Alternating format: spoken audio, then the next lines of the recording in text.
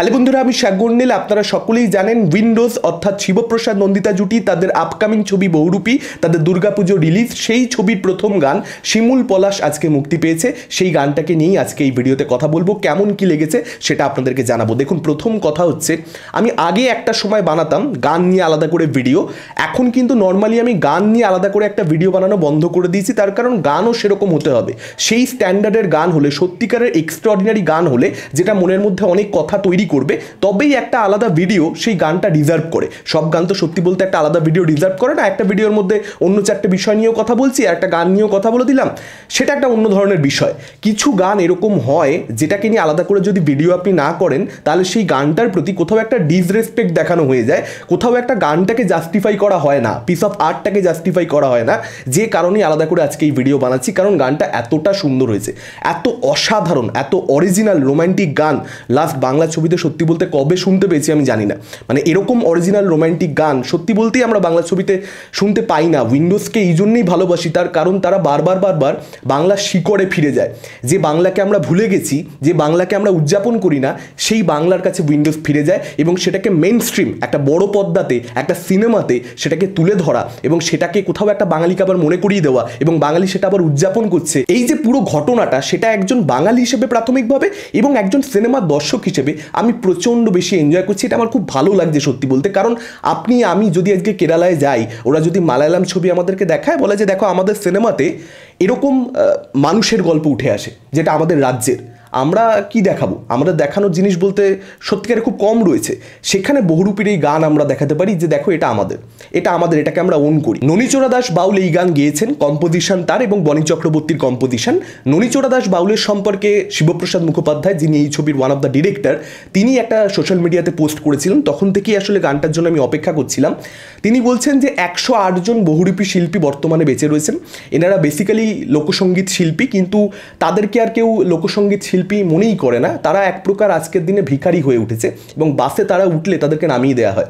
এটা দুর্ভাগ্যজনক, এটা দুর্ভাগ্যজনক। এই গানটা আপনারা শুনুন, যে শিল্পী এই ধরনের গান গাইতে পারে, এই ধরনের গান কম্পোজিশন করতে পারে, সেই শিল্পীর যদি আজকে ভিখারির দশা হয়, এটা তার লজ্জা নয়, এটা আপনার আমার লজ্জা। 108 জন বহুরূপী লোকশিল্পী আনুমানিক পশ্চিমবঙ্গে রয়েছেন বর্তমানে, বুঝতেই পাচ্ছেন বিলুপ্ত প্রায়, এবং তার জন্য আমরাই কোথাও একটা দায়ী। ফলত এই গানটা শুনুন, এই গানটা যদি আপনার ভালো লাগে, এই গানটা মানুষকে শোনান। আমার বিশ্বাস গানটা যে শুনবে, যার মিউজিকের টেস্ট রয়েছে, তাদের ডেফিনেটলি এই গানটা ভালো লাগতে চলেছে। এখানে সব থেকে বড় কথা হচ্ছে সিনেমার নাম বহুরূপী, বহুরূপীকে দিয়ে গান গাওয়ানো হয়েছে, এর থেকে ভালো কি হতে পারে। এবং এই গানটাতে কৌশানীকে যতটা মিষ্টি লেগেছে, কৌশানী নিজের কেরিয়ারে প্রচুর ছবি করেছে, আমি তার প্রচুর কাজ দেখেছি, কৌশানীকে ধারে কাছেও জীবনে কোনোদিন আমার লাগেনি। এই গানটাতে, এই ভিডিওটার মধ্যে কৌশানীকে আমার যতটা মিষ্টি লেগেছে, এখানে কৌশানী এবং শিবুদার কেমিস্ট্রি দুর্দান্ত, অসাধারণ লাগছে তাদেরকে একসঙ্গে দেখতে। আমি ভাবিনি, কারণ এটা খুব খুব অদ্ভুত একটা পেয়ারিং। মানে এরকম পেয়ারিং হতে পারে সেটা আমরা ভাবতে পারিনি সত্যি বলতে, অ্যানাউন্সমেন্টের আগে অবধি। অ্যানাউন্সমেন্ট হয়েছে তখন আমরা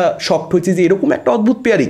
কৌশানী একটা গ্ল্যামারাস নায়িকা, তার একটা অন্য ধরনের ছবির একটা কেরিয়ার রয়েছে, সেখানে শিবুদা একটা অন্য ধরনের কেরিয়ার তার, সে একটা অন্য ধরনের ছবিতে বিলিভ করে।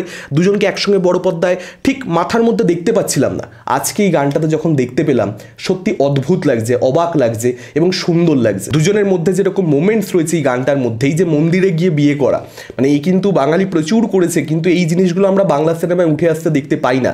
সেগুলো দেখতে পেয়ে ভালো লাগে। সেই সময় মালা পরানো নিয়ে যে একটা খুনসুটি হচ্ছে এখানে কৌশানীর চরিত্র এবং শিবুদার চরিত্রের মধ্যে, কিংবা খাইয়ে দেওয়া, কিংবা একসঙ্গে নাচা, এই যে ডেলি লাইফের কাজকর্ম, এই যে গামছা দিয়ে দেওয়া এবং তার পেছনে আমরা বুঝতে পারছি দুজন চুম্বনরত অবস্থায় রয়েছে, এই যে ছোট্ট ছোট্ট মোমেন্টসগুলো, সেগুলোই না একটা জুটিকে দেখতে ভালো লাগে যে আচ্ছা এদের প্রেমটা বিশ্বাসযোগ্য হচ্ছে, কনভিনসিং হচ্ছে। সিনেমাটা দেখবার সময় যখনই আপনি একবার আপনার ইমোশনটা একবার এই জুটিটার সঙ্গে জুড়ে যাবে, তারপরে কিন্তু ডেফিনেটলি এই সিনেমাতে এই ক্যারেক্টারগুলোর সঙ্গে যা হবে, সেটা ভালো হোক খারাপ হোক, সেটা আপনাকে আনন্দ দেবে অথবা দুঃখ দেবে, হোয়াট এভার, কিন্তু একটা ফিলিংস আপনার মনের মধ্যে তৈরি করতে সক্ষম হয়। আমরা অনেক রোম্যান্টিক গানের মধ্যে আজকাল দেখতে পাই যে এমন সমস্ত মোমেন্টস, যে ধরনের মোমেন্টস এর আগে প্রচুর রোম্যান্টিক গানে আমরা দেখে ফেলেছি, অরিজিনালিটি নেই মোমেন্টসের মধ্যে। এই গানটার মধ্যে কিন্তু সেই ঘটনা একেবারেই ঘটে না। এখানে আপনি যা দেখবেন সব কিছু ফ্রেশ লাগবে, দেখতে ফ্রেশ লাগবে, শুনতে ফ্রেশ লাগবে।